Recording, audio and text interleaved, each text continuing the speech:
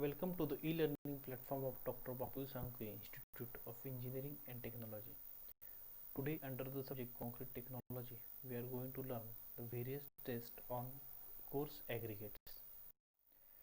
The important tests which are conducted to check the quality of a coarse aggregate and its feasibility for concreting are crushing value test, impact value test, abrasion value test, flakiness index, and elongation index.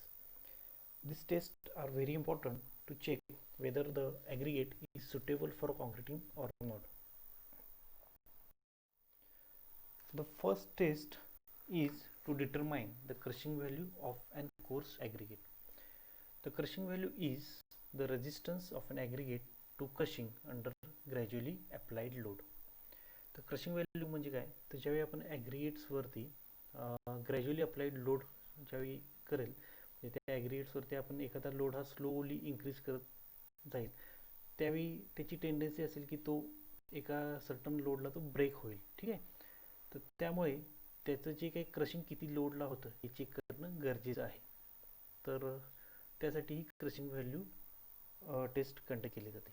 मुळात या सगळ्या taste crushing value taste असेल, ॲब्रेजन value taste असेल, impact value taste असेल, elongation index किंवा फ्लॅकिनेस index, या सगळ्या टेस्टचा मूळ उद्देश आहे की आपण ज्यावेळी ते ॲग्रिगेट्स हे कॉन्क्रिटिंगसाठी यूज करणार आहे, तर ते कॉन्क्रिटिंगसाठी नक्की सुटेबल आहेत की नाहीत हे चेक करणं गरजेचं असतं. तर त्यातली पहिली टेस्ट ही म्हणजे क्रशिंग व्हॅल्यू टेस्ट आहे. क्रशिंग व्हॅल्यूवरून आपल्याला की किती लोड नंतर ते ॲग्रिगेट्स हे क्रश होतं, म्हणजे ते ब्रेक होतं, हे आपल्याला माहिती होतं. म्हणजे आपल्याला या टेस्टवरून ते कळतं. मुळात ॲग्रिगेट्स जे काय असतात, कोर्स ॲग्रिगेट्स, हे वेगळ्या वेगळ्या कॉन्क्रिटिंग पर्पजसाठी यूज केले जातात. काही कोर्स ॲग्रिगेट्स असतात ते रोड पेमेंटसाठी यूज केले जातात, काही आहे ते डॅमसाठी वापरले जातात, कॅनलसाठी वापरले जातात, अंडर वॉटर कन्स्ट्रक्शनसाठी ॲग्रिगेट वापरले जातात. त्याशिवाय नॉर्मल कॉन्क्रिटिंग वर्क म्हणजे RCC बिल्डिंग ज्या काय असतील त्यासाठी सुद्धा हे ॲग्रिगेट्स यूज केले जातात. त्यामुळे ते ॲग्रिगेट्सची आपल्याला क्वालिटी माहीत असणं गरजेचं असतं before we use it in the concreting work. त्यातली पहिली टेस्ट म्हणजे क्रशिंग व्हॅल्यू टेस्ट. तर क्रशिंग व्हॅल्यू टेस्टची पहिला प्रोसिजर पाहूया.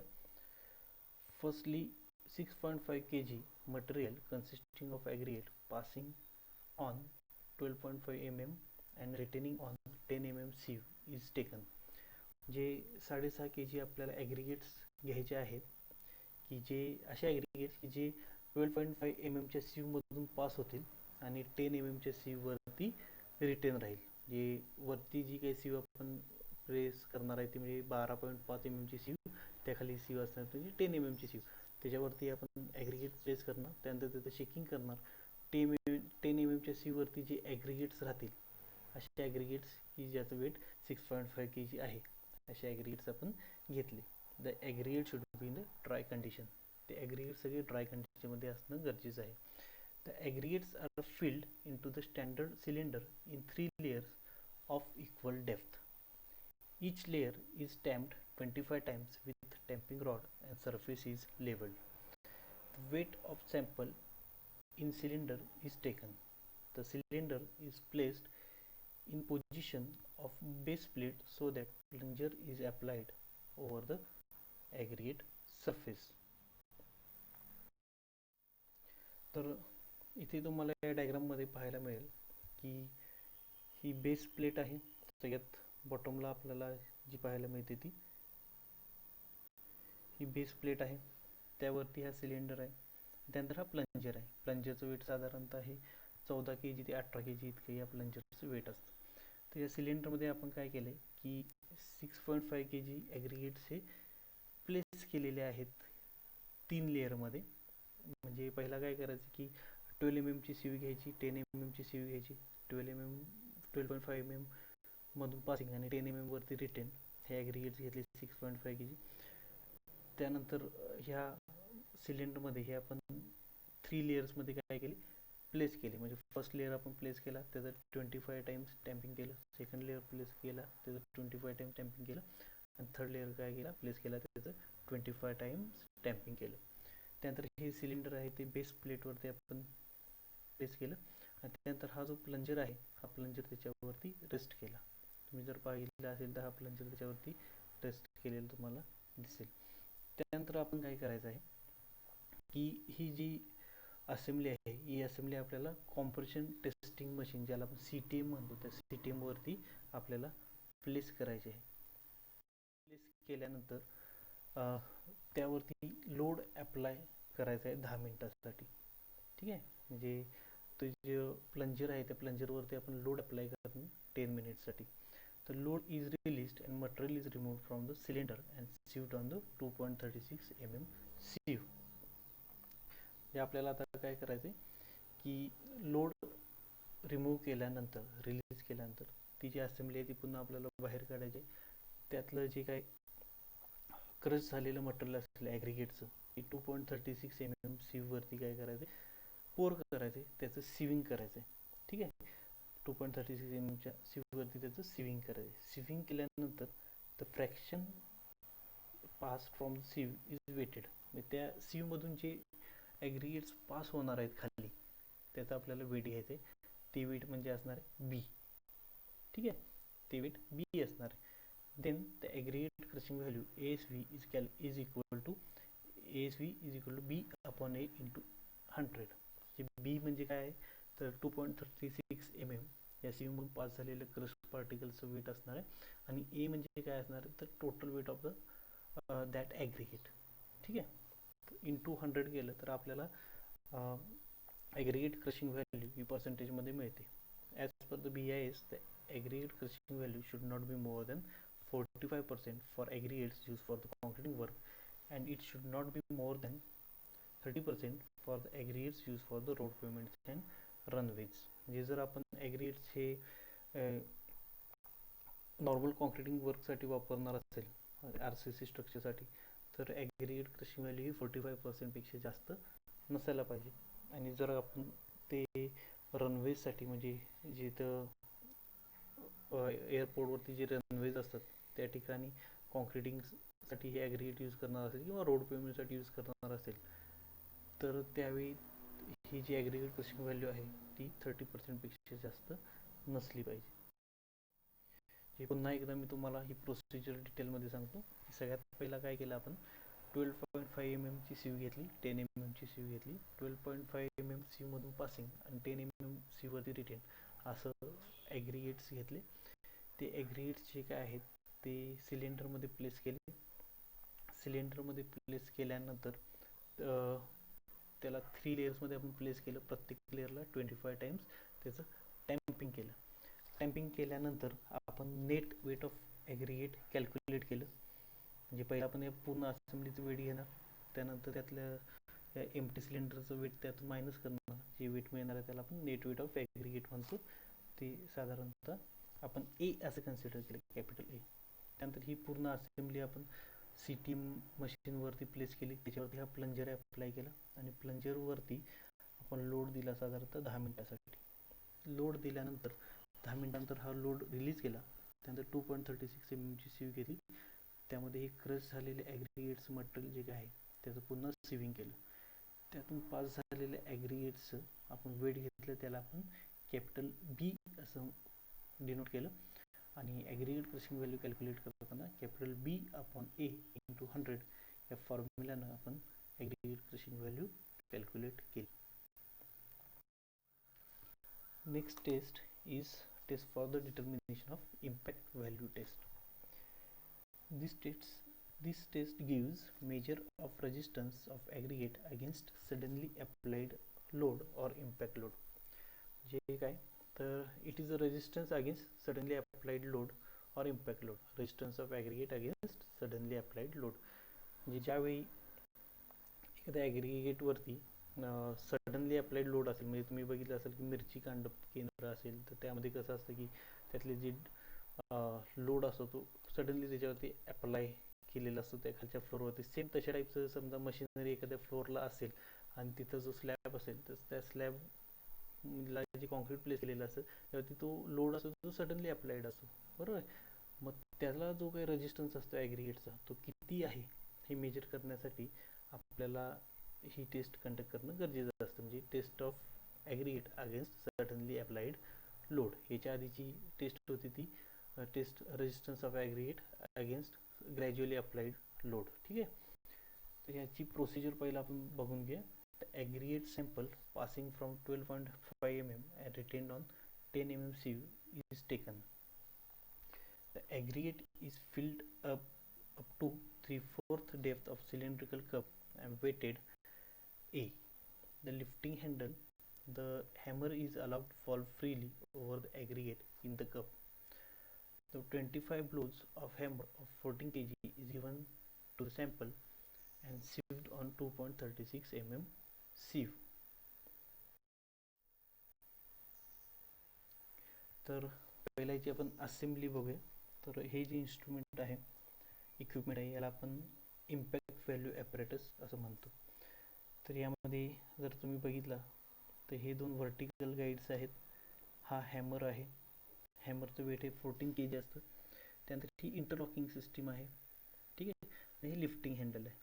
जेव्हा आपण हे लिफ्ट करतो, ज्यावेळी ते टच होतो, ऑटोमॅटिकली हा हॅमर आहे हा ड्रॉप होतो त्या खालच्या कपवरती, याला आपण सिलेंडर असं म्हणतो.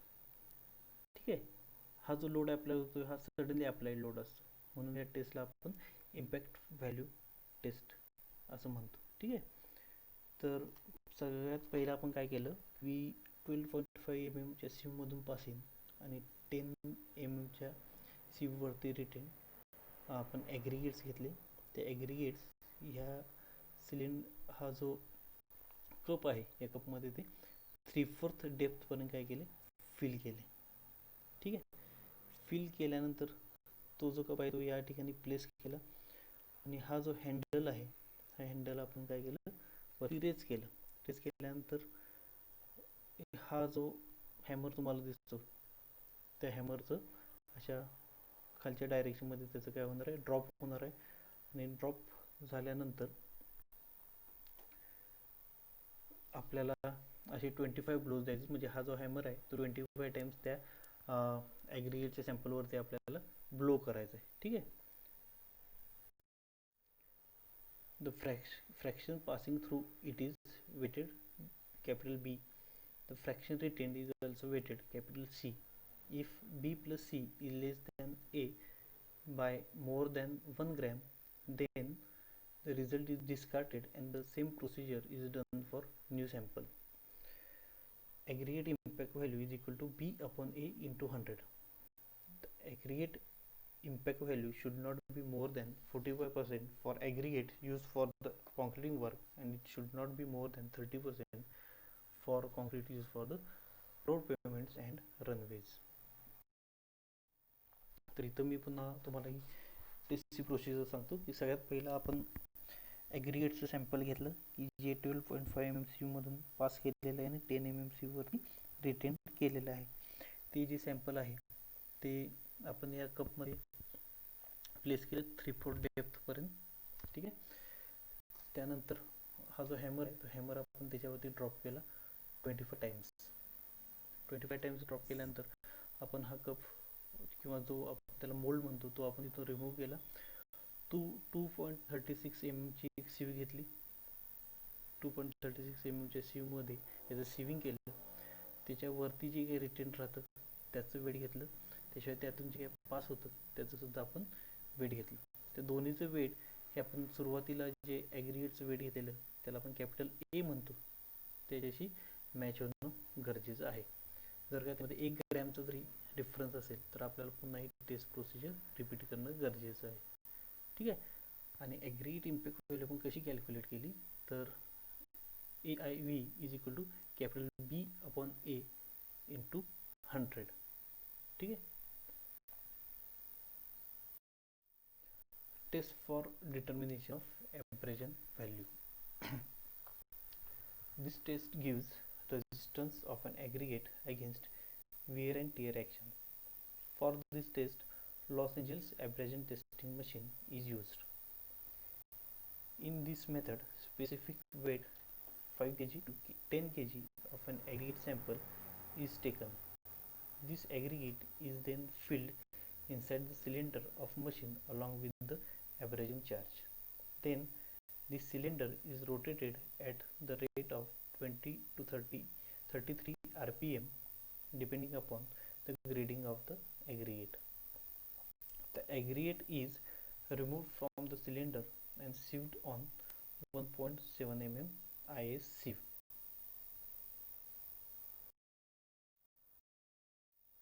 The abrasion value of an aggregate is calculated by abrasion value is equal to fraction weight capital B upon original weight A into 100. The abrasion value should not be more than 30% for aggregates used for concreting work, and it should not be more than 16% for the concrete used for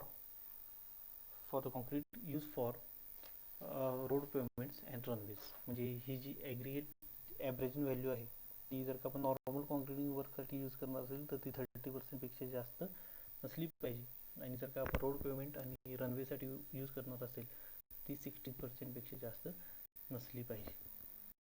मिळतं तर त्यावरून आपल्याला त्या ॲग्रिगेटची average value आपल्याला मिळते. म्हणजे बी capital B upon A into 100. बी म्हणजे काय होतं तर 1.7 mm च्या सीममधून पासिंग झालेलं पार्टिकलचं वेट, आणि ए म्हणजे 5 kg जे आपण इनिशियली घेतलं होतं, इंटू 100 केलं तर आपल्याला पर्सेंटेज याचं मिळणार आहे. Next stage is to determine the flakiness index of an aggregates. The flakiness index of aggregate is the percentage by weight of particles in it whose least dimension is less than 3/5 of their mean dimensions. तर आपण types of aggregate मध्ये शिकलो होतो की तिथं 4 टाईपचे ॲग्रिगेट्स असतात. Rounded ॲग्रिगेट्स असतात, इरेग्युलर ॲग्रिगेट्स असतात, एंग्युलर ॲग्रिगेट्स असतात आणि फ्लॅकी ॲग्रिगेट्स असतात. आता फ्लॅकी ॲग्रिगेट्स म्हणजे काय तर असे ॲग्रिगेट्स की ज्याची लेंथ जास्त आहे, ठीक आहे, आणि त्याचा थिकनेस अगदी कमी आहे. तर अशा टाईपचे ॲग्रिगेट्स आपल्याला कॉम्प्युटिंगसाठी यूज करणं सुटेबल नाही आहे, कारण की काय होतं की ते अंडर द लोड ते इझिली ब्रेक होतात.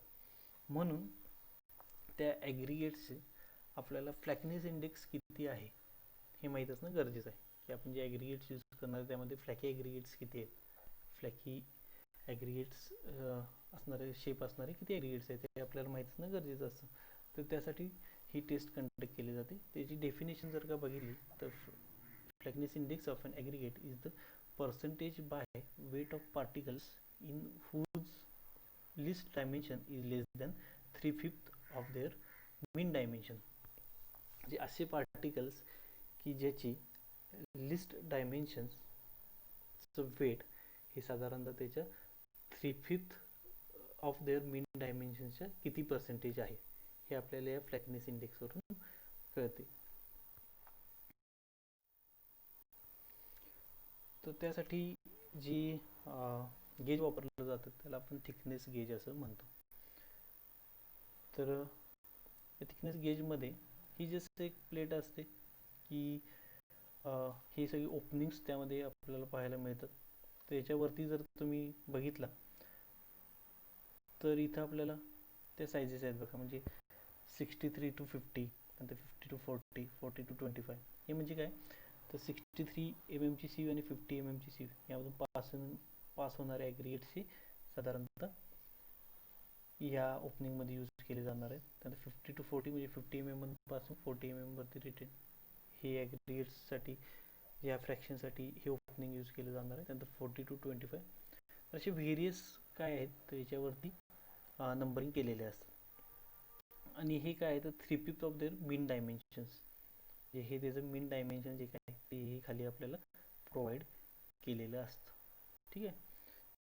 पहिला आपल्याला काय करायचं आहे to calculate the flakiness index of metal thickness. To calculate the flakiness index of metal thickness gauge is use. म्हणजे मेटल थिकनेस गेज त्यासाठी काय केले जाते यूज केले जाते. The sufficient quantity of aggregate is taken in such a way that it should have at least 200 pieces of any fraction.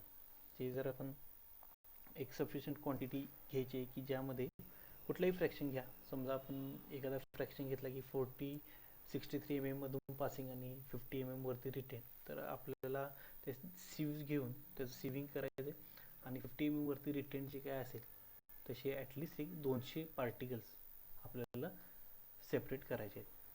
Each fraction is gauged in terms of thickness on metal gauge.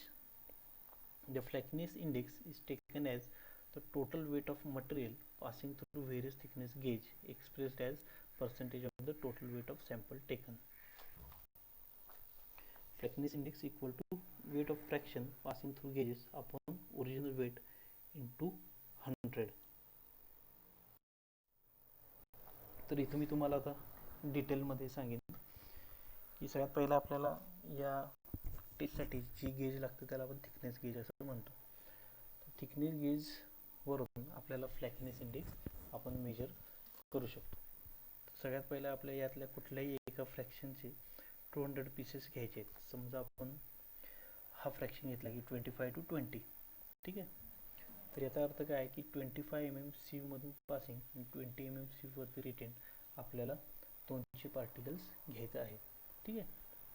ती 200 particles घेतल्यानंतर त्याचं weight आपल्याला घ्यायचं आहे. ते weight समजा आपण capital ए असं म्हणू किंवा ओरिजिनल वेट असं म्हणू, ठीक आहे. त्याचं वेट आपण केलं. त्यानंतर काय करायचं आहे की त्यातलं प्रत्येक पार्टिकल हा हे जे ओपनिंग तुम्हाला दिसतं त्या ओपनिंगमधून पास होतोय की नाही, ठीक आहे. त्याच्या थिकनेसनुसार तो पास होतोय की नाही हे आपल्याला चेक करायचं आहे, ठीक आहे. ती पास होणारे पार्टिकल्स जे काय आहेत त्याचं काय करायचं आपल्याला सेपरेट काढायचे आहेत आणि ते सेपरेट झाल्यानंतर त्याचा आपल्याला वेट घ्यायचा आहे, ठीक आहे. त्या वेटला आपण कॅपिटल बी असं म्हणू, म्हणजे weight of the fraction passing through this gauge असं त्याला आपण म्हणता येईल. तर त्याचं आपण वेट घेणार आहे आणि त्यानंतर capital B upon A into 100 असं जर का आपण केलं तर त्यानुसार आपल्याला त्या स्पेसिफिक फ्रॅक्शनसाठी म्हणजे 25 to 20 या फ्रॅक्शनसाठी असणाऱ्या ॲग्रिगेटचा फ्लॅकिनेस इंडेक्स आपल्याला कळतो. तर याच्याशी रिलेटेड व्हिडिओ मी तुम्हाला शेअर करतो, तुम्ही नक्की पहा म्हणजे तुमची आयडिया क्लिअर होईल. For any aggregate to flakiness index should not be more than 16% of their total weight. म्हणजे कुठलेही ॲग्रिगेट आपण जर कॉन्क्रीटिंगसाठी यूज करणार असेल तर त्याचा फ्लॅकिनेस इंडेक्स हा 16% पेक्षा जास्त नसला पाहिजे. The last test is test for elongation index. The elongation index of an aggregate is the length of particles whose length is greater than 1.8 times of their mean dimensions. म्हणजे असं पर्सेंटेजचं वेट की ज्याची length ही त्याच्या मीन डायमेन्शन्सपेक्षा 1.8 times जास्त आहे, right. तर this test is conducted by using metal length gauge. त्याची पहिला प्रोसिजर पाहूया. Sufficient quantity of aggregate is taken on various fractions. Each fraction should contain minimum 200 pieces of aggregates. Each length gauge is gauged individually for length on metal gauge. The total amount retained on various gauge is expressed as percentage of total weight of this sample. Elongation index is equal to B upon A into 100, where B is weight of the aggregate retained and A is total weight of the aggregate. तर आता आपण डिटेलमध्ये पाहूया. तर elongation index म्हणजे काय, तर ॲग्रिगेट्स असे ॲग्रिगेट्स की ज्याची लेंथ ही त्यांच्या मीन डायमेन्शन्सपेक्षा 1.8 टाइम्स जास्त आहे. जे असे ॲग्रिगेट्स की ज्याची लेंथ जास्त आहे अशा टाईपचे ॲग्रिगेट्स आपण कॉन्क्रिटिंगसाठी यूज करू शकत नाही, कारण की ते इझिली ब्रेक होण्याचे चान्सेस असतात. त्यामुळे अशा ॲग्रिगेट्सचं पर्सेंटेज किती आहे हे मेजर करणं गरजेचं असतं आणि त्यासाठी लेंथ गेज हे इन्स्ट्रुमेंट वापरलं जातं. तर लेंथ गेज वरती जर का तुम्ही बघितलं तर हे त्यामध्ये हे गेजेस आहेत वेगवेगळे, याला आपण फ्रॅक्शन्स असं म्हणतो, ठीक आहे. आणि त्यानंतर ते कुठले फ्रॅक्शन्स आहेत, तर हे त्याच्या टॉप व्ह्यूमध्ये आपल्याला दिसतं की यामध्ये पासिंग थ्रू 10 mmcu आणि रिटर्न ऑन द 6.3 mmcu. तर हे passing from 12.5 mmcu return on 10 mmcu, हे 12.5 mm, हे passing from 20 mmcu return on 16 mmcu. म्हणजे अशा टाईपचं याचं स्ट्रक्चर असतं.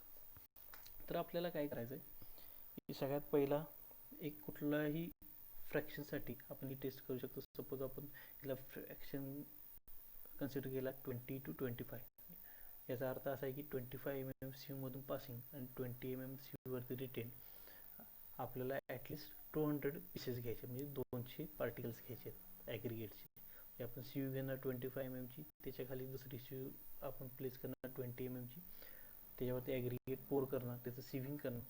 20 mm च्या सीयूवरती रिटेन झालेले ॲटलिस्ट 200 आपल्याला पार्टिकल्स मिळणं गरजेचं आहे. तर ते जे 200 पार्टिकल्स असतात त्याचा आपण वेट घेणार, त्या वेटला आपण ओरिजिनल वेट म्हणतो, that is denoted by capital ए. ठीक आहे. त्यानंतर आपल्याला काय करायचं आहे की त्याचा जो फ्रॅक्शन आहे तो त्याच्या खाली इथं आहे बघ.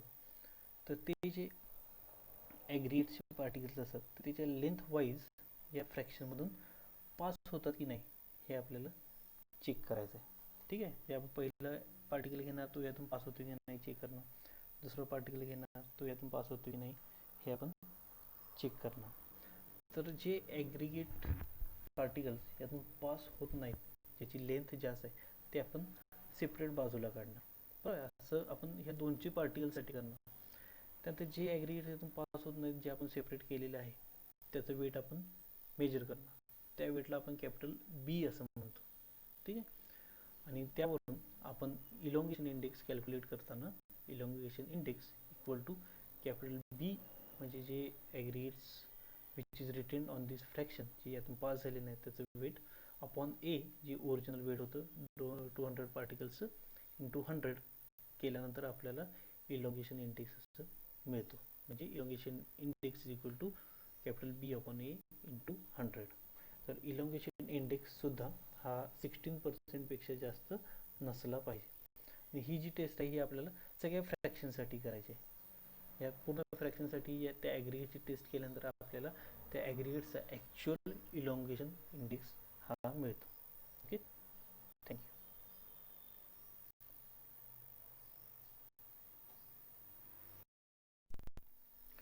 Next part is quality of water for concreting work. म्हणजे कॉन्क्रिटिंग करताना ते वॉटरची क्वालिटी पण चांगली असणं गरजेचं असतं. ठीक आहे. म्हणजे जे आपल्याला स्ट्रेंथ मिळते किंवा क्वालिटी ऑफ कॉन्क्रीट असेल that is also depend upon the quality of the water. The water used for mixing should be clean and free from impurities like oils, acids, alkalis etcetera. म्हणजे जे water आपण कॉन्क्रिटिंगसाठी use करणार आहे ते एकदम pure असलं पाहिजे, क्लीन असलं पाहिजे, त्यामध्ये कुठल्याही टाईपच्या इम्प्युरिटीज लाईक ऑइल्स, ॲसिड वगैरे नसलं पाहिजे. तर potable water is generally suitable for mixing purpose. म्हणजे पोटेबल वॉटर म्हणजे जे आपलं ड्रिंकिंग वॉटर आहे ते मिक्सिंग पर्पजसाठी यूज केलं जातं. जे असं जनरली कन्सिडर केलं जातं the water which is suitable for drinking that is suitable for concreting also. Before water is used cubes of concrete should be tested for 7 days and 20 days strength and for setting time. म्हणजे काही काही वेळेला आपल्याला site अशा ठिकाणी असतं की जिथं पोटेबल वॉटर अवेलेबल नसतं. तिथे जे अवेलेबल वॉटर आहे ते वॉटर कॉन्क्रिटिंगसाठी यूज केलं जातं. पण त्यापूर्वी त्या वॉटर हे चांगल्या क्वालिटीचं आहे की नाही, त्याची स्ट्रेंथ कॉन्क्रीटला चांगली मिळते की नाही हे चेक करण्यासाठी त्या वॉटरपासून आपल्याला कॉन्क्रीट क्यूब्स तयार केले जातात आणि ते क्यूबची स्ट्रेंथ चेक केली जाते 7 दिवसानंतर आणि 28 दिवसानंतर. ती स्ट्रेंथ जर का आपल्याला चांगल्या क्वालिटीची मिळाली तरच वॉटर काय केलं जातं कॉन्क्रिटिंगसाठी यूज केलं जातं. The presence of algae reduces strength of the concrete. जर का त्या वॉटरमध्ये अल्गीचं प्रेझेंट आहे, अल्गी म्हणजे शेवाळ, त्याचं जर का प्रेझेन्स जास्त प्रमाणात असेल तर त्यामुळे काय होतं की त्या कॉन्क्रीटची स्ट्रेंथ रिड्यूस होते.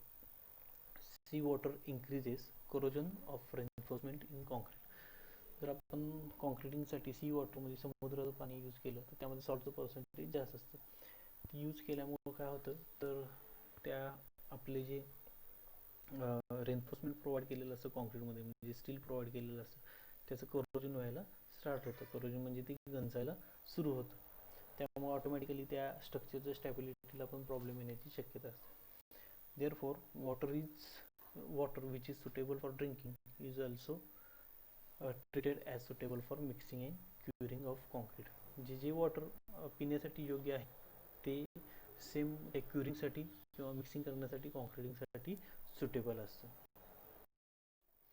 तर tolerance limit of impurities in water, म्हणजे वॉटरमधल्या ज्या काही इम्प्युरिटीज असतात त्या आपण सगळे रिमूव्ह तरी करू शकत नाही, पण त्याला एक काहीतरी लिमिट दिलेलं आहे. ते लिमिट दिलेलं आहे म्हणजे PISनं त्याला जे टॉलरन्स लिमिट दिलेलं आहे ते आपण पाहूया.